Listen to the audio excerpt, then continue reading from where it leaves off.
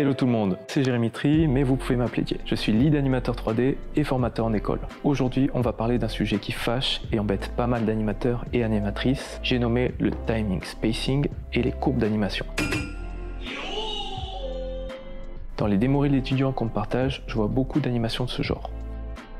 Si on observe bien, on peut tiquer sur certains petits détails. Ce sont des détails qu'un animateur professionnel, susceptible de vous recruter, lui, remarquera du premier coup. Ce qu'on voit, c'est qu'il y a quelque chose de pas normal dans les mouvements. Ça manque de crédibilité, ça manque de naturel. En gros, l'animation n'est pas réussie. Ce n'est pas étonnant du coup, au vu de ces animations, que certains étudiants galèrent à trouver un emploi. Pourquoi? Parce que ces animations, elles vont indiquer au recruteur que le candidat ne maîtrise pas encore les fondamentaux de l'animation et n'est donc pas encore au niveau junior attendu. Les chances seront donc très faibles de trouver un job avec des travaux qui ne sont pas totalement réussis. Vous pouvez donc vous demander comment savoir si mon animation est au niveau junior attendu. L'un des critères essentiels d'une animation réussie, c'est le timing spacing. Il fait partie des fameux 12 principes d'animation que j'ai développés dans cette vidéo.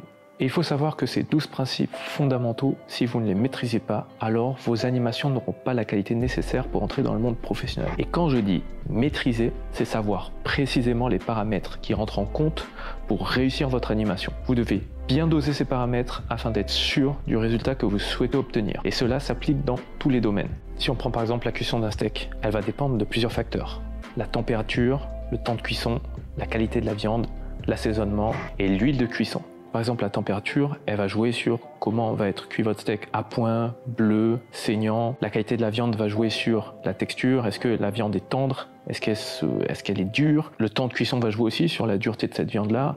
Et enfin, au niveau du goût pur, l'assaisonnement, sel, poivre ou toute autre épice que vous allez rajouter. Et l'huile de cuisson, si c'est du beurre ou de l'huile d'olive, tout ça aussi va influencer sur le goût. Si le steak a un goût qui n'est pas correct, ou alors une texture, température, une cuisson qui ne correspond pas à ce que voulait par exemple le client, qu'un chef cuistot, il va devoir être capable de déterminer l'erreur qui a provoqué ce résultat pour ne plus qu'elle soit commise à nouveau. Si on prend l'exemple du tennis, un bon coup droit lui va dépendre de l'état de la raquette et de la balle, de la position du joueur et de la raquette au moment de la frappe. Selon l'angle de la raquette et la force que va mettre le joueur au moment de l'impact, la balle n'ira pas dans la même direction avec le même effet. L'état de la raquette et de la balle vont par exemple jouer sur la puissance et les rebonds que pourra faire cette balle. La position du joueur et la raquette, elle, permettra vraiment d'optimiser le geste afin d'avoir le plus de force possible sans pour autant perdre en précision et sans trop demander d'effort au joueur. De la même manière qu'un chef cuistot, si le coup droit d'un joueur pro échoue et ne va pas à l'endroit qu'il souhaite, il doit être capable de savoir comment corriger cette erreur pour réussir son coup la prochaine fois.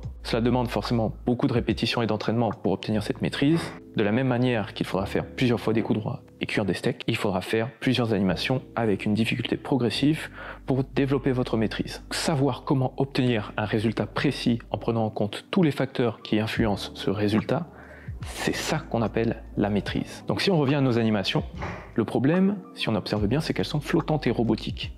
Flottantes, pourquoi? Parce que le poids et la gravité ne sont pas bien simulés. Robotiques, parce que les amortis et accélérations ne sont pas réalistes par rapport à un humanoïde. Comment corriger cela? Avec justement le principe du timing et du spacing. Que ce soit Maya, Blender, 3ds Max, After Effects, Adobe Animate, ils ont tous une timeline, un Graph Editor et un Motion Paths, car ce sont des logiciels dédiés à l'animation. La timeline, elle sert à gérer le timing.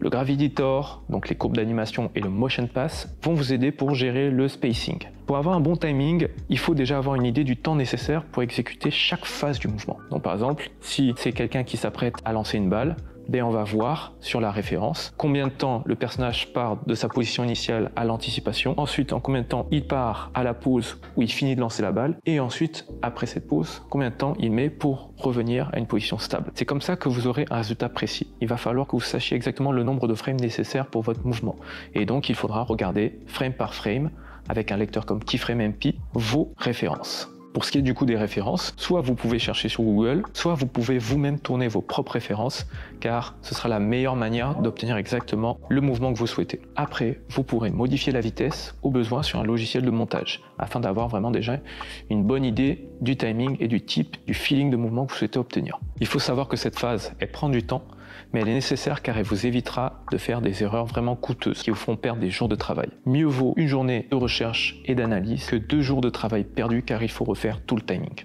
Donc si on reprend l'exemple du personnage qui lance la balle, vous pouvez très bien partir d'une vidéo de référence que vous-même vous avez tournée, ou alors vous avez regardé un match de baseball, et ensuite, si vous voulez un peu plus la styliser au niveau du timing et du spacing, vous pouvez très bien trouver une référence avec un style d'animation qui vous plaît et identifier les règles de timing. C'est-à-dire en combien de frames on va passer d'une pause clé à une autre précisément pour, encore une fois, l'anticipation, l'action et la stabilisation. Et vous allez indiquer dedans les amortis et accélérations, ce qu'on appelle le slow in, slow out.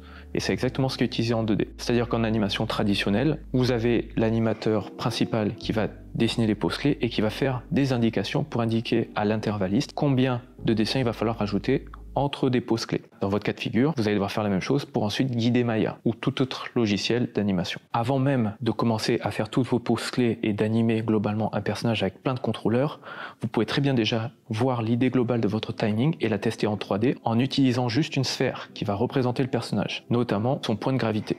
Si déjà la balle retranscrit correctement l'idée de votre mouvement, en termes de vitesse, en termes de rythme, vous pourrez maintenant placer votre personnage selon les mouvements de cette balle et le timing. Donc concrètement, comment j'ai fait cette balle? J'ai pris donc une sphère primitive et j'ai créé un petit cube auquel j'ai assigné une nouvelle texture, donc en faisant un clic droit dessus, enfoncé, Assign New Material, et là en fait j'ai créé donc voilà un Lambert, et ce Lambert là, quand on va ici dans les onglets de l'attribut editor, donc c'est CTRL A pour faire apparaître l'attribut editor, vous avez ici donc le nom du dernier Lambert que vous avez fait, et là vous pouvez cliquer dans Color et attribuer une couleur. Donc là par exemple voilà, moi j'ai mis du rouge, donc ça se lisse plutôt bien, on vient d'augmenter la saturation, voilà. J'ai ma couleur qui est appliquée. Pour faire en sorte que ce repère en fait suive à chaque fois les mouvements de ma balle, j'ai fait donc un clic molette enfoncé pour le mettre à l'intérieur de la sphère. Et ensuite j'ai créé ici une curve et j'ai mis la sphère, le groupe de la sphère et du cube à l'intérieur de ce contrôleur. Donc, ce qui fait en fait que c'est lui qui bouge et qui emporte avec lui la sphère avec son repère. Et comme ça, moi, ça me permet d'avoir une réelle information sur comment le bassin va bouger sur l'axe rouge et comment il va bouger sur l'axe vert avec ce petit repère rouge. Donc voilà. Et après, le haut et bas, c'est assez évident. Une fois que j'ai fait mon mouvement en me calant bien sur les mouvements de mon bassin, donc image par image, je regarde bien des repères par rapport à par exemple le bas de la chemise pour voir comment est orienté le bas, voir aussi peut-être au niveau de la braguette, où est-ce que c'est situé en termes de hauteur, où est-ce qu'elle va à gauche ou à droite, comment tout cela s'oriente. Donc là c'est beaucoup d'observation. Je vais caler mon personnage pour qu'il suive parfaitement cette balle.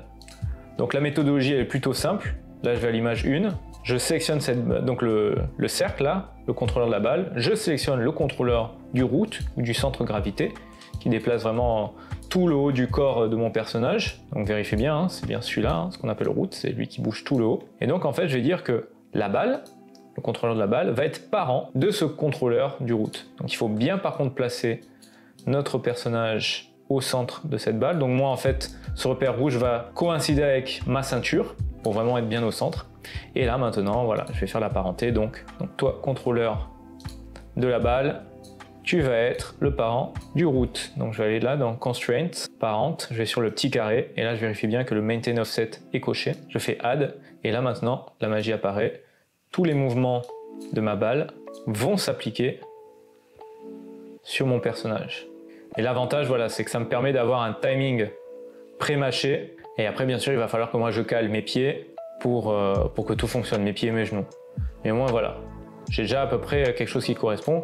Mais bien sûr, là, le problème, c'est que mon contrôleur de la balle contraint le contrôleur du bassin. Donc, si on veut récupérer des clés à partir de ça, là, en fait, je vais devoir faire ce qu'on appelle un bake. Donc, c'est-à-dire que je vais sélectionner mon bassin. Il faut avoir l'onglet animation, là, de cocher. Et je vais dans Key, Bake Simulation. Donc là, il m'a créé des clés partout. Je vais pouvoir maintenant aller dans mon outliner et appuyer sur la touche F pour voir le root. Et ici, je vais en fait supprimer la parenté. Comme ça, il n'est plus en train de subir le mouvement de la balle, mais pour autant, il a toujours gardé les coordonnées de cette balle. Donc là, ce que je vais faire par contre, c'est qu'il va falloir supprimer les clés qui ne vous servent pas. Donc là, moi, je vais garder les clés 0, 4, 8, 11, 13, 17, 20, 25, 27, 30, 34, 38, 43, 46. Donc voilà, ça moi en tout cas c'est les clés essentielles qui m'ont permis de créer mon timing avec juste ma balle. Après tout ça comme j'ai dit ça pourrait être modifié mais au moins vous avez une base qui est rapidement faite et qui fonctionne déjà plutôt bien. Quand des fois vous avez des gros changements de valeur, donc là par exemple ici vous voyez mon personnage il part en live, c'est parce que dans mes rotations je vais passer en fait de valeurs qui sont négatives, donc si on regarde là ma courbe bleue, on passe de valeurs négatives en rotation à des valeurs positives. Donc là je suis de moins 127 à 176, donc il y a eu plus de 360 degrés qui ont été ajoutés. Donc quand vous avez ce genre de bug, la manière très simple de le corriger, c'est que vous sélectionnez toutes vos courbes, vous allez ici dans Curve et vous avez ELR Filter et il va vous corriger ce genre de soucis quand vous passez d'une valeur négative à une valeur positive en très peu de temps. Voilà, et là il m'a corrigé l'animation.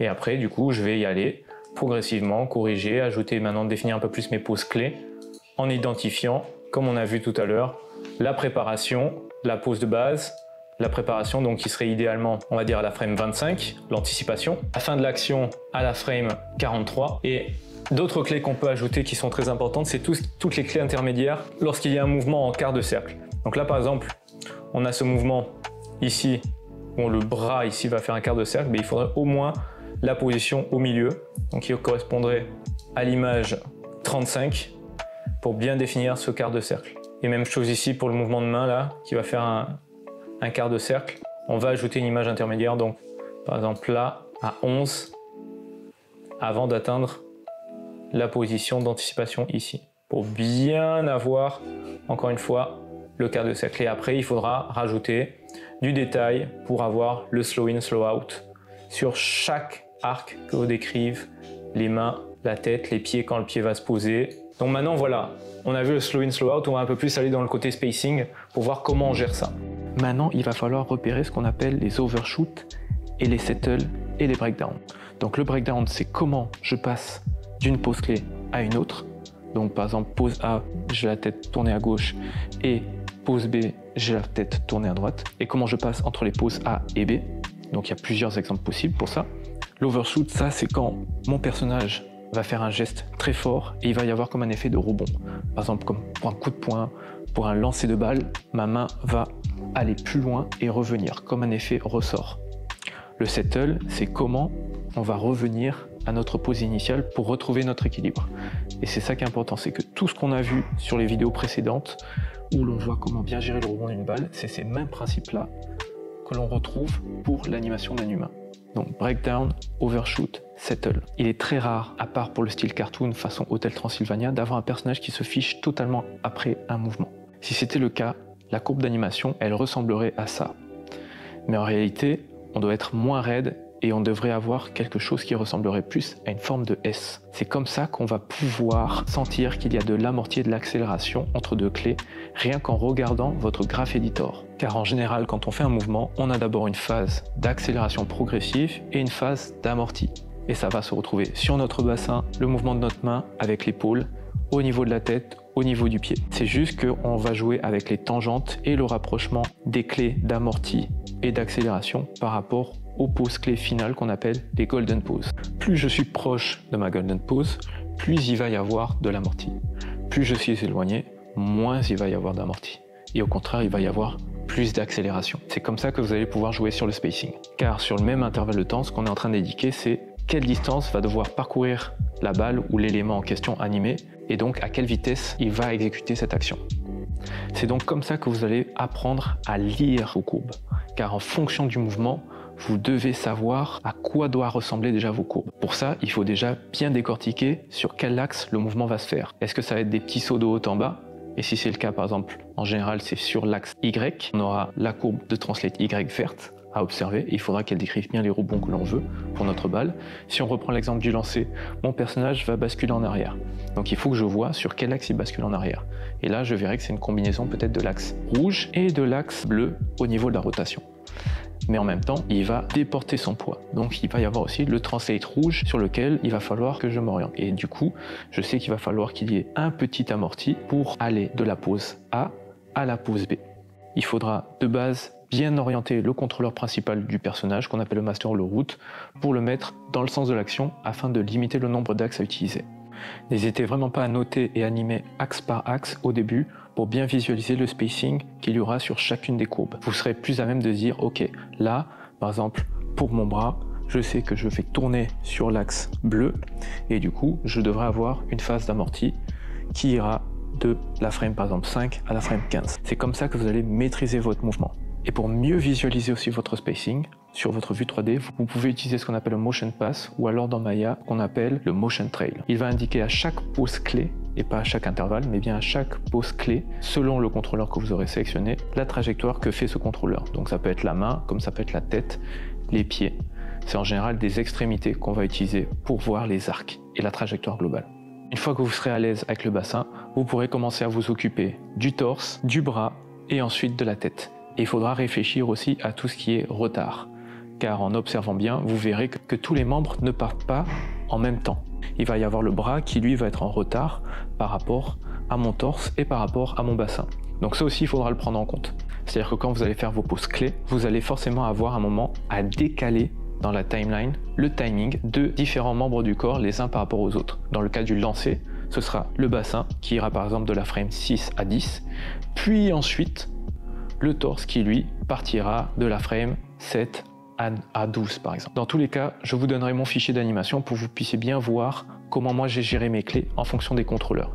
Pour ce qui est des erreurs à éviter, attention à ne pas mettre trop de frames entre deux poses clés. En général, 5-6 frames, c'est vraiment la limite. Sinon, vous vous retrouvez à quelque chose de très flottant parce que c'est Maya qui va prendre le relais. Évitez de modifier le timing et la position des extrémités du corps avant d'avoir vraiment réglé votre bassin ou ce qu'on appelle le centre de gravité. Alors moi, quand je parle du bassin, c'est vraiment le contrôleur principal qui bouge tout le corps, pas celui qui permet de faire des rotations en isolé sur le bassin. Si vous ne faites pas ça, vous allez beau modifier votre bras, si ensuite vous bougez votre bassin, ça va changer toute la trajectoire de votre bras. Modifiez par ordre de priorité.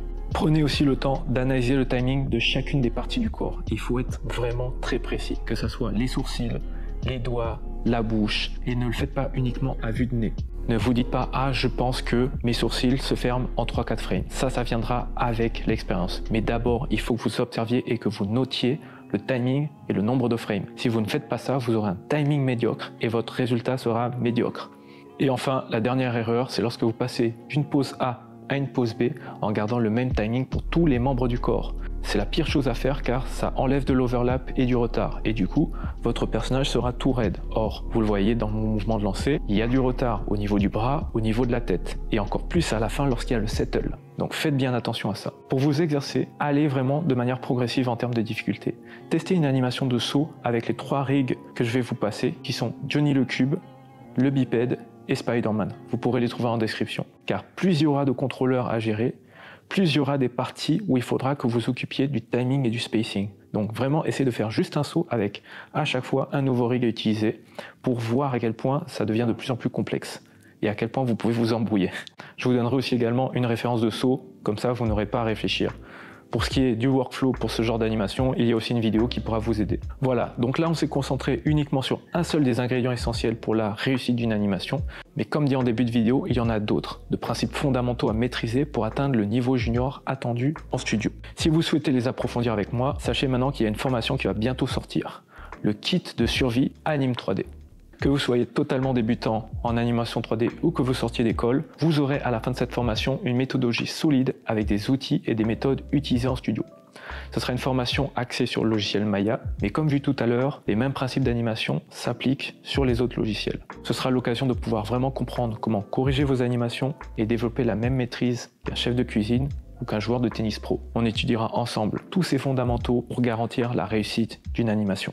Je vous partagerai à travers donc des vidéos préenregistrées toutes les méthodes, astuces que j'ai découvertes durant mes 6 ans d'expérience dans le jeu vidéo et la série télé. Vous apprendrez à configurer votre logiciel pour l'animation 3D spécifiquement, afin d'être le plus confortable possible. On parlera d'interface, raccourcis, plugins et scripts. Vous saurez comment produire aussi plus rapidement des animations au niveau junior attendu, que ce soit du véhicule ou du personnage. Nous verrons toutes les étapes détaillées, que ce soit l'analyse et la recherche de références, jusqu'aux moindres petits détails qui vont faire la différence lors par exemple de la phase de spline et de polish. Plus un module bonus où vous verrez tout mon processus de création pas à pas pour 2 animations qui seraient idéales pour une démo reel. Il y aura bien sûr d'autres surprises qui vous attendront une fois que vous aurez cliqué sur le lien du site en description. Par contre, Pour avoir la formation la plus qualitative possible, j'aurai besoin d'un groupe de 6 personnes que je suivrai chaque semaine pour voir si chaque leçon vous permet de bien progresser. Il faudra compter au minimum 6 semaines de formation. Vous aurez accès à la formation bien sûr à un prix beaucoup plus réduit vu que vous serez les premiers bêta-testeurs,